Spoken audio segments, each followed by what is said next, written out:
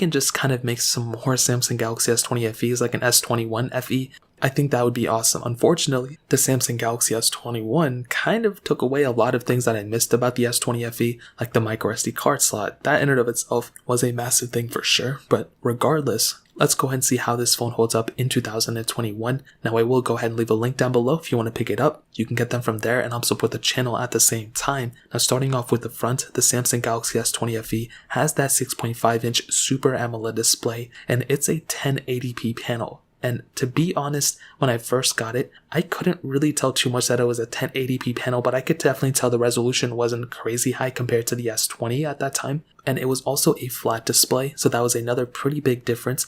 It kind of rubbed me off more as like a Samsung Galaxy A71 type of panel, but regardless, I thought it was still pretty good. Now, you do have that 120Hz refresh rate on this panel, which in my opinion, takes this phone's screen from like a 7 out of 10, maybe like a 6 out of 10 to like a 9 out of 10 for the price tag, and especially for the price tag right now, as well as for, the screen itself. It makes it a much better display, and that is one of my favorite things about this phone for sure. So that in and of itself, a humongous highlight for sure. You have that hole punch display on the front, fingerprint sensor within the display as well. You have that USB Type-C port on the bottom, which is great. And on the back, you do have the plastic back, which isn't a crazy big deal to me. I think for this type of phone, I was surprised to see it on the Samsung Galaxy S21, considering that was kind of more of a budget phone. But with this device, you do kind of have that type of capability here. You still have wireless charging and reverse wireless charging, which is great. So I think for sure the fact that it has still a microSD card slot, reverse wireless charging, all that stuff is seriously some impressive stuff for sure. Now moving on, it does have that triple camera setup on the back,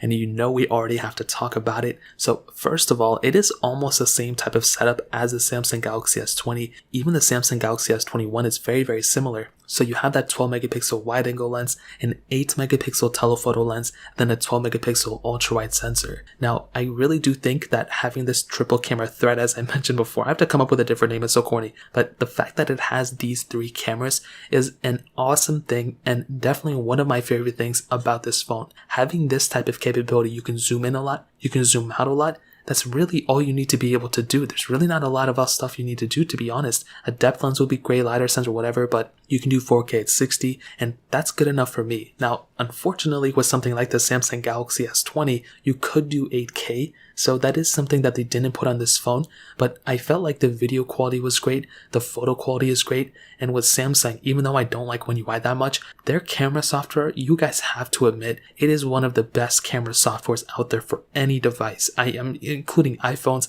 They throw everything they can in this type of camera. There's Pro mode, and the Samsung Galaxy S20 FE has that capability. And as I mentioned before, having that type of capability on this type of device is going to future-proof yourself like crazy. So take it as you will, but that is something that's really going to separate this phone from maybe even an iPhone 13. I'm curious to see what iPhone 13 brings with iOS 15 and seeing if there's a lot more capability with that camera. But this one, I think the camera on the back is solid, and even the front camera with the 32 megapixel lens is solid as well. 4K at 60 there, and it really gets the job done.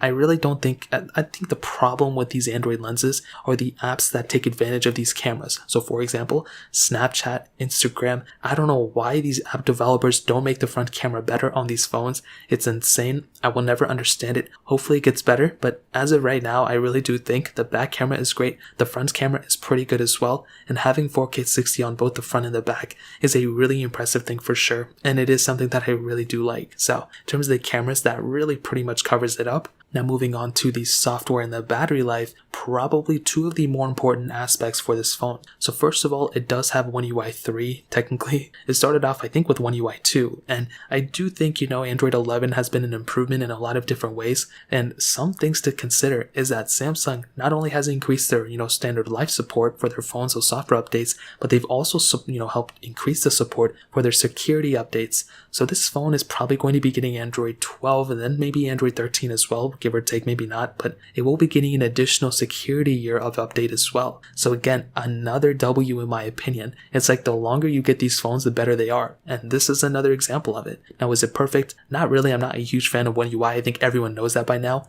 But again, just having that type of capability of increasing the longevity, hopefully Samsung makes more stock software. If that's the case, this phone may end up getting a software update with that capability sooner than later. But I think that's a really awesome thing that they have in this specific case. Now, the battery life is one of the better things about this phone. First of all, 4500 mAh battery with the reverse wireless charging and wireless charging. As I mentioned before, this is another huge area where this phone just takes a huge W. And I think when you have a phone like this, the battery life is one of those things that you're going to love no matter what. It's definitely not perfect, but it definitely gets the job done. And as I mentioned before, no matter what you're going to do with it, I think it's going to be a solid piece of battery. Now, I do think, going up to something like a Galaxy S20 Ultra is probably going to do you better. But at the same time, this thing has a little bit of an older chipset. It's a little bit slower, but it has a lower resolution display. Even though it's still a pretty big display, it will probably end up evening out. And I really do like the battery life on this phone for sure. So in terms of that pretty much covers it up there. Now, ending it off with the performance, this device does have the Qualcomm Snapdragon 865 chipset and Adreno 650 GPU, and 6 gigs of RAM on the base model and 8 gigs of RAM on those two top tier models. And as I mentioned before, this is another one of those areas where this phone just kills it in. This is almost as fast as something as maybe like a Galaxy S20. If you get those two top tier models, like the 8 gig of RAM options, it's going to be almost exactly the same thing as a Samsung Galaxy S20. And I think that is a very, very cool thing that you have on this phone with that type of capability. This phone's performance is going to be solid. And I really do think, again, no matter what you do with it, it's going to be able to handle everything you do just fine. If this thing had like 4 gigabytes of RAM on the top tier model, that'd be a little bit different, but it has pretty much the same thing going for it. And as I mentioned before, that is a really good advantage that you have with it. If you're trying to play super intensive games, you're trying to multitask, if you're trying to do maybe like Google Docs and editing all this stuff and photo and video editing, as long as the app supported on this phone, you're going to be able to do it. It's going to be a very good performing phone for sure. It's not going to be perfect. I do think because of the software, there are a lot of glitchiness that goes on. It's definitely a smooth performing phone, but it's just a little glitchy here and there. And that's probably one of my bigger problems. When you have a phone like this, it can be a little glitchy, and that's really my only problem. Other than that, I think it's a very solid performing phone, and there's really not that much more to hate on it. So in terms of that pretty much covers it up there. Now, to kind of sum up this video and to answer the question, should you go and buy a Samsung Galaxy S20 FE in 2021? Well, this is pretty much what I'll tell you. I think this phone is still a really good phone for the most part. There's not that much to hate on it.